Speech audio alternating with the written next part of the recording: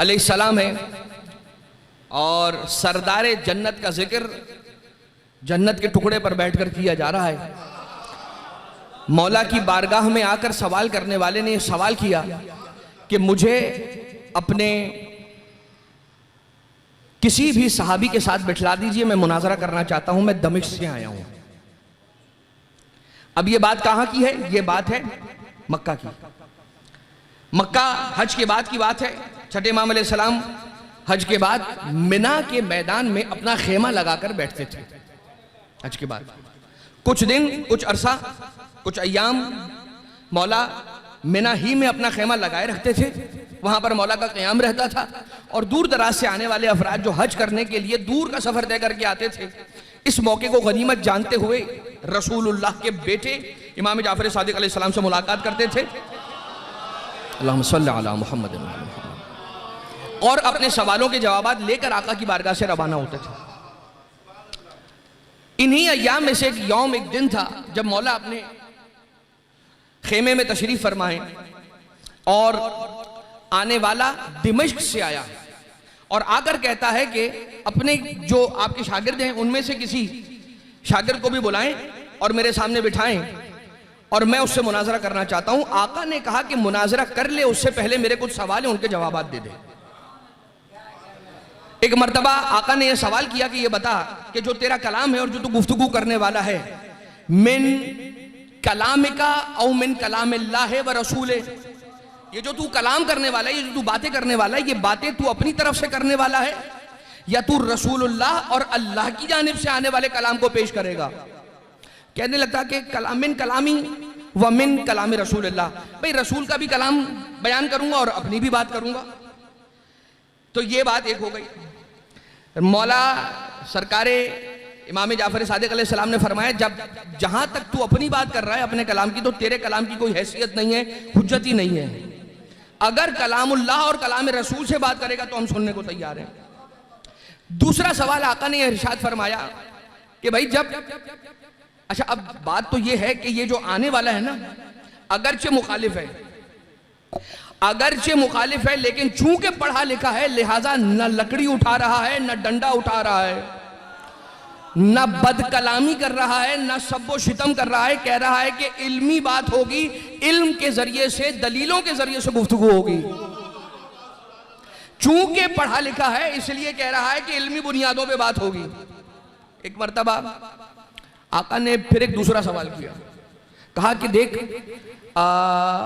तजबो ताअतो का कमा तजबो ताअतो रसूलुल्लाह, क्या तेरी इताअत वैसे ही वाजिब है कि जिस तरह से रसूल की इताअत हम पर वाजिब है? कहा नहीं, ऐसा तो नहीं है। फिर कहने लगे, मौला ने सवाल किया कि अयूहा इलैका कमा ऊहिया इला रसूलिल्लाह या अला रसूलिल्लाह, क्या तुझ पर वही नाजिल होती है बिल्कुल वैसे ही जैसे रसूल पर वही नाजिल होती थी? कहा ला यब्ना रसूलिल्लाह, नहीं, मुझ पर वही नाजिल नहीं होती। अब जरा सोचिए कि सब कुछ है, मुखालिफ भी है, खसम भी है, एक मर्तबा मुनाजरा करने के लिए भी आया है और मुनाजरा करके जीतने के लिए आया है, हारने के लिए नहीं आ रहा। लेकिन फिर भी इन सवालों के जवाबात हाँ में नहीं दे रहा, ना में दे रहा है, इसलिए कि जानता है कि हकीकत जो है वो मेरे सामने बैठी है। इसलिए कि जानता है, अगर ये कह देगा कि क्या तुझ पर वही होती है, अगर उसने हाँ कह दिया तो खुद जानता है कि मैं फंस जाऊंगा, इत्माम हुज्जत नहीं कर सकूंगा। अगर मुझसे कोई दलील मांग ली तो मैं क्या दलील दूंगा कि मुझ पर वही होती है? और मेरी इताअत तो वैसे ही वाजिब है नहीं कि जैसे रसूल की इताअत वाजिब थी। तो एक मर्तबा इमाम अलैहिस्सलाम ने अपने असहाब की तरफ देखा और असहाब की तरफ देखकर मौला इरशाद फरमाने लगे, कबल इसके कि ये मुनाजरा करके हम पर हुज्जत कायम करता, इसने खुद अपने बातिल पर होने की दलील दे दी है। अब जब ये बात हो गई, कबल इसके कि मुनाजरा शुरू हो जाए, इसने अपने ही खिलाफ 3 बातों की दलील दे दी। लेकिन आका ने तो अपना जो मुनाजरा और इत्माम हुज्जत करना था वो यहां से कर लिया, बात खत्म हो गई यहां। लेकिन अब मौला अपने असहाब की तरफ मुड़े और चूंकि उसने ये कहा था कि मुझे आपके असहाब में से किसी से मुनाजरा करना है, तो आका ने कहा कि तेरी इस ख्वाहिश को भी पूरा करते हैं।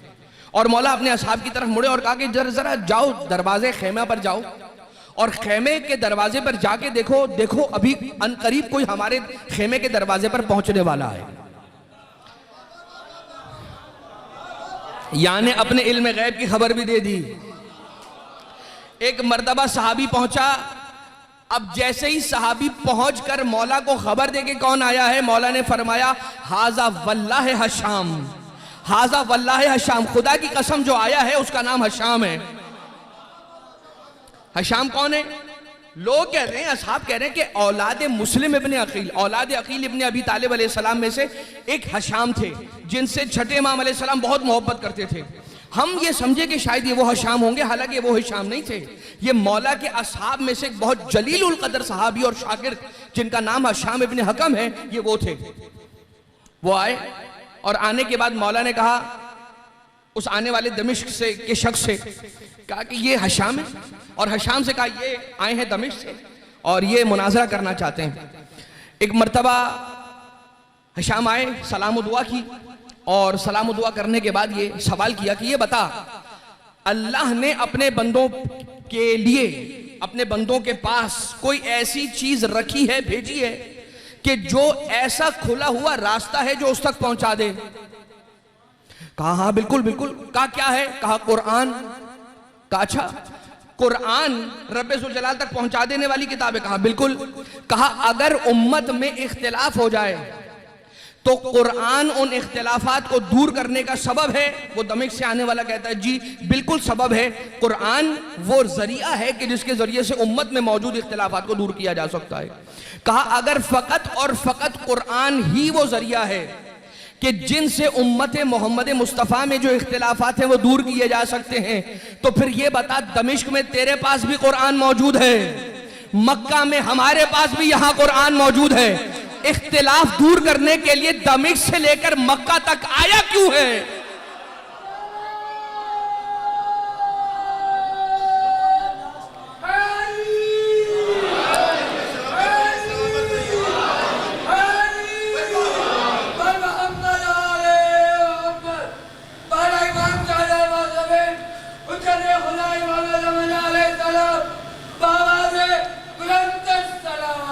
अल्लाहुम्मा सल्लि अला मुहम्मदिन व आलि मुहम्मद। तेरा दिमश्क से मक्का तक का सफर करना इस बात की दलील है कि कुरान से तेरे इख्तिलाफात दूर हो नहीं सके जब तक कि तू वारिस कुरान और नाते के कुरान की खिदमत में हाजिर नहीं हो गया।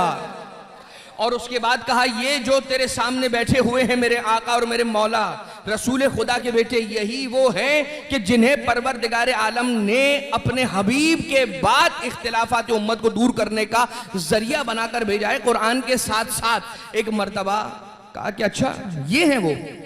कहा कि क्या दलील है तेरे पास? मेरे पास दलील ये है कि ये जो हस्ती हैं इब्ने रसूलुल्लाह मेरे मौला व आका, ये जमीन के रास्तों से भी वाकिफ हैं और आसमान के रास्तों से भी वाकिफ हैं। मुझे लगता है कि हिशाम ज्यादा उससे गुफ्तगू करना नहीं चाह रहे थे, इसीलिए मुख्तसर जुमलों के अंदर बता दिया कि जमीन के रास्तों में, जमीन की मौजूदात में, जमीन की मखलूकात में से और इनसे मुताल्लिक जो सवाल है ले आओ, आसमानों की जो मौजूदात हैं उनके मुताल्लिक जो सवाल है ले आओ, जो सवाल लाओगे उसका जवाब जाफर इब्ने मोहम्मद सादिक अलैहिस्सलाम के पास होगा। एक मर्तबा कहता है कि मुझे फिर दलील चाहिए। अब छठे इमाम अलैहिस्सलाम इसकी तरफ मुतवज्जे हुए और फरमाने लगे क्या तुझे इस बात की दलील चाहिए कि हम जमीन और आसमानों के रास्तों से वाकिफ हैं? क्या तुझे तेरे सफर की रूदात सुनाना शुरू करूं? जब तू दमिश्क से निकला तो इस मंजिल पर पहुंचा, इस मंजिल पर तूने ये काम अंजाम दिया, उस मंजिल से जब निकला तो फलानी मंजिल पर पहुंचा, वहां पर इस तरह से ठहरा, इस शख्स के घर ठहरा, वहां पर तूने ये खाया, वहां पर इतने घंटे के लिए सोया, जब उस मंजिल से निकला तो अगली मंजिल पर तू ठहरा, जब वहां पर रुका तो इतनी देर के लिए रुका, वहां पर ये खाया और ये पिया, वहां पर ये काम अंजाम दिए। एक एक मंजिल का बयान जाफर इब्ने मोहम्मद सादिक अलैहिस्सलाम ने बयान किया और उसके बाद फरमाया अब जो तू कहता है वो मैं बतलाता हूं, बस तू पूछता जा, रसूल का बेटा तुझे बताता जाएगा। अपने सर को झुका के थोड़ी देर खामोश रहा, कहता है ए रसूल खुदा के बेटे मुझे अपना कलमा पढ़ाइए, ला इलाहा इल्लल्लाह मुहम्मदुर रसूलुल्लाह व अशहदु अन्नका वसीयो रसूलुल्लाह। मैं गवाही देता हूं कि अल्लाह एक है, मोहम्मद मुस्तफा उसके रसूल हैं, और मैं गवाही देता हूं कि आप मोहम्मद मुस्तफा के जानशीन हैं।